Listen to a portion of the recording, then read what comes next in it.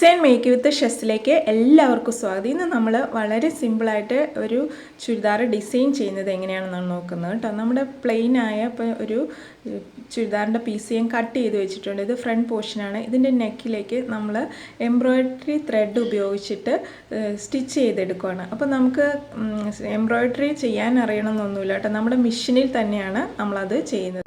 നമ്മുടെ സാധാരണ മെഷീനിൽ എംബ്രോയിഡറി ത്രെഡ് ഉപയോഗിച്ചിട്ട് നമ്മളത് സ്റ്റിച്ച് ചെയ്തെടുക്കണം. അപ്പോൾ അതിലായിട്ട് നമ്മളൊരു ക്യാൻവാസ് നമ്മൾ എടുക്കണം. നമുക്ക് ആ ഡിസൈൻ എത്ര വേണം, ലെങ്ത്തും വീതി എത്ര വേണം അതനുസരിച്ചിട്ട് എടുക്കാം കേട്ടോ.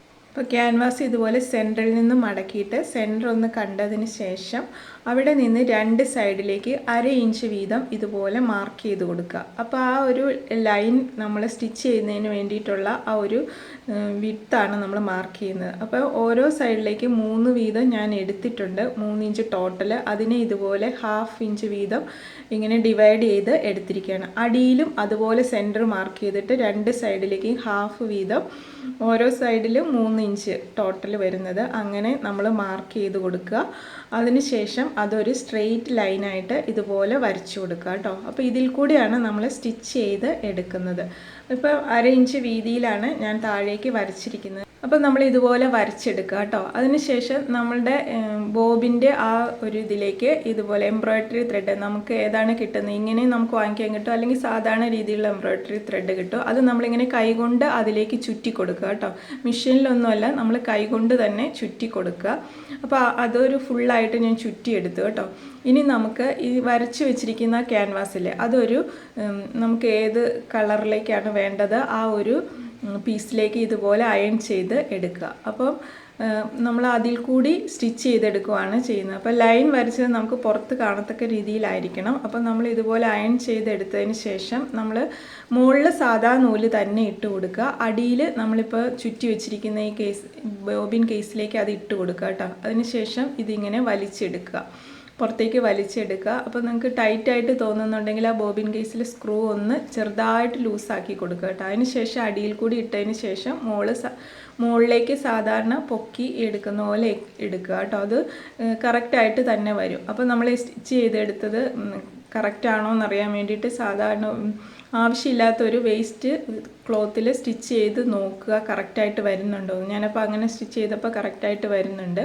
അപ്പോൾ നമ്മൾ ഈ മുകളിലെ പോർഷനിലേക്ക് ക്യാൻവാസിൻ്റെ നമ്മൾ ആ ലൈൻ വരച്ചതാണ് കൊടുക്കുന്നത്. അടിയിൽ നൂലാണ് നമ്മളുടെ ഡിസൈനായിട്ട് വരുന്നത്. അപ്പോൾ അത് ക്ലോത്തിൽ വരണം. ആ ഒരു രീതിയിൽ വേണം നമ്മൾ ഇതേപോലെ വേണം ഇത് വെച്ച് കൊടുക്കാനായിട്ട് കേട്ടോ. ഇങ്ങനെ സ്റ്റിച്ച് ചെയ്ത് സ്ട്രെയിറ്റ് ആയിട്ട് താഴെ വന്നതിന് ശേഷം ക്യാൻവാസിൻ്റെ പുറത്തേക്ക് നമ്മൾ ഇതുപോലെ ഈ ക്ലോത്ത് കുറച്ച് നീളത്തിലെടുക്കണം ക്യാൻവാസിനേക്കാളും. ഇങ്ങനെ നമ്മൾ സ്ക്വയറാക്കി എടുത്തിട്ട് വീണ്ടും താഴേക്ക് കൊണ്ടുവരിക കണ്ടോ. ഇതുപോലെ കൊണ്ടുവന്ന് വീണ്ടും അപ്പം നമുക്ക് അവിടെ വീണ്ടും ഇവിടെയും കുറച്ച് ക്ലോത്ത് കൂടുതൽ എടുക്കണം. അതിനുശേഷം ക്യാൻവാസിൻ്റെ പുറത്തേക്കാക്കി ഇതുപോലെ അടുത്ത ലൈനിലേക്ക് ആക്കിയിട്ട് ഇങ്ങനെ സ്റ്റിച്ച് ചെയ്തെടുക്കുക.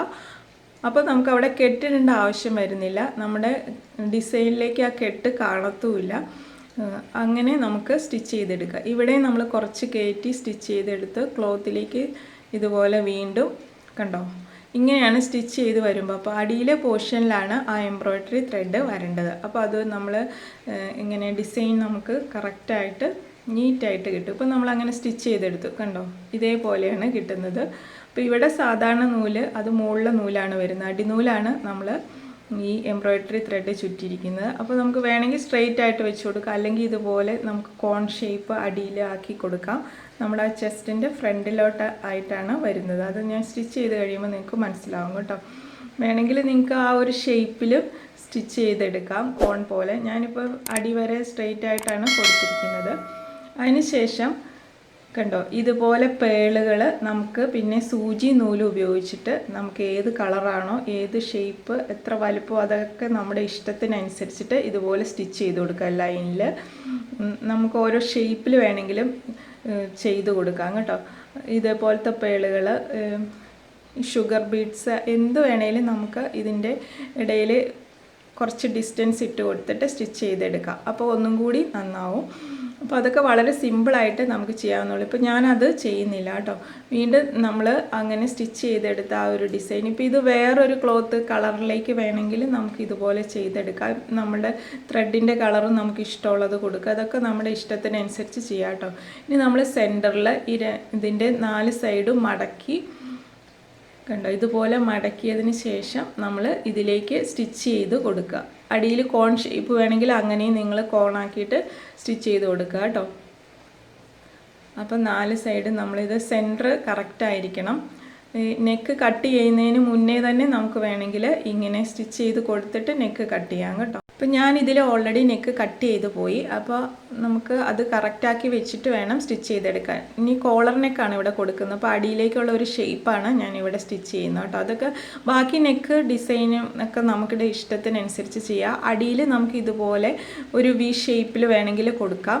അപ്പം അത് നമ്മൾ ഇവിടെ സ്ട്രെയിറ്റ് ആയിട്ടാണ് കൊടുക്കുന്നത്. കണ്ടോ, അടിയിലേക്ക് മടക്കി വെക്കുക. അപ്പോൾ ക്യാൻവാസിനേക്കാൾ 1/2 ഇഞ്ച് എക്സ്ട്രാ ക്ലോത്ത് ഇടണം കേട്ടോ. അപ്പോൾ അത് നമുക്ക് ഇതുപോലെ 4 സൈഡും ചുറ്റി ഇതിലേക്ക് അടിച്ചു കൊടുക്കുക. അപ്പോൾ അടിയിൽ ഓൾറെഡി ഇങ്ങനെ ഒരു ഡിസൈൻ ഉണ്ട് കേട്ടോ. ഇതിലിപ്പോൾ ത്രെഡിൽ സീക്വൻസ് ആണ് അവർ കൊടുത്തിരിക്കുന്നത്. ഇത് റെഡിമെയ്ഡ് ആയിട്ട് തന്നെ ഇങ്ങനെ തന്നെ ഉണ്ടായിരുന്നു. അപ്പോൾ അങ്ങനെ വേണമെങ്കിൽ നമുക്ക് മുകളിൽ ഈ നെക്കിൻ്റെ അവിടെ പേളിന് പകരം സീക്വൻസ് കൊടുക്കാം, പല കളറിൽ കൊടുക്കാം. അതൊക്കെ നമ്മുടെ ഇഷ്ടത്തിന് കൊടുക്കാം. അപ്പോൾ നമ്മൾ സ്റ്റിച്ച് ചെയ്ത് കഴിയുമ്പോൾ ഈ ഒരു ഷേപ്പിലാണ്, കോളർ നെക്കാണ് ഞാൻ ചെയ്തിരിക്കുന്നത്. ഇങ്ങനെ വന്നു. സ്ലീവിൽ വേണമെങ്കിൽ ഇത് ചെയ്യാം. കണ്ടോ, നമുക്കിപ്പോൾ കറക്റ്റ് റെഡിമെയ്ഡ് പോലെ തന്നെ കിട്ടിയിട്ടുണ്ട്. വളരെ നീറ്റായിട്ട് കിട്ടിയിട്ടുണ്ട്.